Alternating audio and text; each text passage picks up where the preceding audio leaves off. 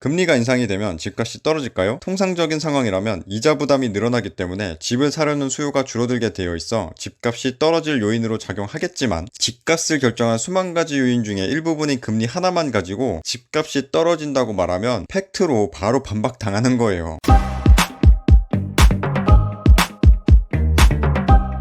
건하이 시청자 여러분 안녕하세요. 부동산 얘기하는 20억 만든 흑수저 건마입니다. 최근 한국은행이 기준금리를 0.5%에서 0.75%로 0.25% 인상했는데요. 한국은행의 기준금리가 올라가면서 이제 집값이 떨어진다 아니다 정말 많은 말이 나오고 있죠. 건마형, 금리가 오르면 집값이 떨어지나요? 네, 금리가 오르면 집값이 떨어질 수 있습니다. 아, 그러면 이제 집값 좀 떨어지겠네요. 아니요, 집값은 지금보다 훨씬 더 많이 오를 거예요. 아니, 건마형, 아까는 금리 오르면 집값 떨어진다면서 왜 한 입으로 두말하는 거임? 지금 나랑 장난침? 아니요, 저는 한 입으로 두말하는 게 아니고요. 집값에 금리가 미치는 요인은 상황마다 다르기 때문에 이렇게 말하는 거예요. 부동산 상황이 안정된 상황에서 금리가 오르면 아무래도 집을 사는 데 있어 대부분 대출을 포함하여 집을 사기 때문에 이자가 올라가면 올라갈수록 이자 부담이 커져서 집을 사는데 더 부담이 생기는 게 사실이라 집값 하락 요인이 되는 건 맞는 말이에요. 많은 분들이 이 사실을 알기 때문에 금리가 올라가면 집값이 떨어진다는 소리를 하게 되고, 또 들어보면 맞는 말이니까 금리가 올라가면 집값이 떨어진다는 얘기에 솔깃하게 되고, 그런 얘기를 들은 무주택 폭락이들이 지금 금리 좀 오른다고 영끌족들 이제 큰일 났다며 깨방정 추고 본인은 집값 폭락하면 줍줍하겠다고 다시 나대기까지 하는데요. 이렇게 단순하게 생각하고 단순하게 판단하면 머리를 많이 쓰지 않아도 돼서 순간순간 인생 살기는 편하겠지만, 지금 당장 편하겠다고 이렇게 쉽게 판단해버리면 평생 가난하게 사는 거예요. 집값을 결정하는 것은 수만 가지 이유가 있고, 같은 요인이라도 상황이 바뀌면 사람들의 행동도 바뀌는데, 단순히 금리가 인상된다고 무조건 집값이 떨어진다고 판단하면 되겠어요? 같은 요인이라도 상황이 바뀌면 사람들의 행동도 바뀌는 게 뭔지 조금 더 자세히 얘기해보자면 이런 건데요. 여기 제가 만든 스마트폰이 있는데 가격이 500만 원인 스마트폰이 있다고 해볼게요. 여러분은 제가 만든 이 스마트폰 사실래요? 당연히 안 사겠죠. 왜냐하면 지금 잘 나가는 삼성이나 애플에서 만든 최고 스펙 스마트폰들이 그것보다 훨씬 저렴해서 더 싸게 살 수 있는데, 어떤 놈이 미쳤다고 제가 만든 스마트폰을 500만 원이나 주고 사겠어요. 아무도 안 사지. 그런데 이렇게 생각하는 이유는 바로 통상적인 지금 우리 현 상황에서 비교하기 때문이거든요. 똑같이 제가 만든 500만 원짜리 스마트폰이라고 하더라도 만약 이 스마트폰에만 있는 특별한 기능이 있으며 누구나 그 기능을 이용하고 싶어 하는데, 다음 달이 되면 물량이 많이 소진되어서 가격을 1000만 원으로 올릴 거라는 상황으로 바뀌게 되면 어떻게 될까요? 지금까지는 여러분이 거들떠도 안 봤던 제가 만든 500만 원짜리 스마트폰이 지금 당장 사고 싶은 스마트폰으로 바뀌게 되는 거예요. 여기서 상황이 또 바뀌어서 다음 달에 1000만 원으로 오르는 게 아니라 한정된 수량만 만들 수 있어서 이제 더 이상은 팔고 싶어도 팔 수 없는 상황이 된다면, 이 스마트폰을 안 그래도 사고 싶어 하는데 물량은 없기 때문에 경쟁으로 인해서 더 사기 어렵게 바뀌게 되고요. 사고 싶어 하는 사람들이 너무 많이 있기 때문에 내가 산 가격보다 훨씬 더 높은 가격으로 팔아도 미친 듯이 팔려나가는 대박 상품이 돼버려요. 좀 전의 상황인 1000만 원으로 오르는 상황보다 훨씬 더 많은 사람들이 서로 사려고 하기 때문에, 똑같이 제가 만든 500만 원짜리 스마트폰이라고 하더라도 사람들은 상황에 따라 전혀 다른 행동을 하게 되는 거죠. 자, 이런 현상은 현실에서도 쉽게 볼 수 있는데요. 지금 샤넬이 또 가격 인상한다고 하고 있죠. 보통은 판매하는 물건의 가격이 오르면 사려는 사람이 줄어드는 게 일반적인 상황이지만, 샤넬은 보통 상황과는 전혀 달라요. 안 그래도 사고 싶어하는 사람들이 널렸는데 지금 안 사면 가격을 더 올린다고 하니까 사람들이 시간 지나서 더 비싸게 사느니 차라리 지금 사자고 미친 듯이 백화점으로 몰리는 거 보세요. 이처럼 사람들은 상황이 바뀌면 행동도 바뀌게 되는 겁니다. 현재 집값 상황은 사람들이 살고 싶은 지역에 살고 싶어하는 수준의 주택 공급이 너무나도 부족하고, 다주택자 죽이기 정책 플러스 임대차 3법으로 인해 임대 물량까지 절대적으로 부족해서 집값뿐만 아니라 전세가도 미친 듯이 계속 오르고 있어서 샤넬처럼 시간이 지나서 더 비싸게 주고 사느니 차라리 지금이라도 빨리 사자고 하고 있는 상황이에요. 실제로 2006년부터 2008년 금리 인상기에도 집값은 그때 상황에 의해 미친 듯이 상승했고요. 반대로 시간이 지나 금리 인하기엔 또 그때 상황에 맞게 집값이 떨어지기도 했습니다. 현실이 이런데도 불구하고 뭐 금리가 오르면 집값이 떨어진다검? 집값을 결정한 수만 가지 요인 중에 일부분인 금리 하나만 가지고 집값이 떨어진다고 말하면 팩트로 바로 반박당하는 거예요. 이렇게까지 말해줘도 듣지 않고 끝까지 금리가 오르면 이자 부담이 커져서 집을 사려는 수요가 줄어드니 집값이 떨어진다고 굳게 믿는 사람들이 있는데, 4년 넘게 집값이 내려갈 요인만 찾았던 사람들이 실제로 어떻게 됐는지 결과가 나와 있잖아요. 상황 판단 제대로 못하고 인생 나락가고 싶으면 지금처럼 계속 단순하고 편하게 보고 싶은 것만 보고 믿고 싶은 것만 믿으면서 판단하세요. 선택은 다 본인이 하는 거고 결과도 다 본인 선택에 의해 결정되는 거니까요. 자, 정리합니다. 금리가 인상이 되면 집값이 떨어질까요? 통상적인 상황이라면 이자 부담이 늘어나기 때문에 집을 사려는 수요가 줄어들게 되어 있어 집값이 떨어질 요인으로 작용하겠지만 지금처럼 사람들이 서로 살고 싶어하는 지역에 살고 싶어하는 수준의 주택 공급이 너무나도 부족하고 다주택자 주기기 정책과 임대차 3법으로 인해 임대 물량까지 절대적으로 부족한 상황에서는 금리 조금 오른다고 집값이 떨어지지 않습니다. 금리가 오르니까 집값이 떨어진다는 소리는 다른 상황까지는 생각하지도 않거나 생각하지도 못하는 사람들이 하나만 알고 둘은 모르는 상태로 떠드는 헛소리에 불과하니까 부자가 되려고 하는 분들은 이런 헛소리에 속지 마시고요. 내가 부자가 되려면 정신 똑바로 챙기고 진짜 열심히 부지런히 정보를 모아서 취합하고 그 정보를 토대로 본인이 분석할 줄 알아야 되는 거예요. 그래야 부자가 될 수 있다검. 끝.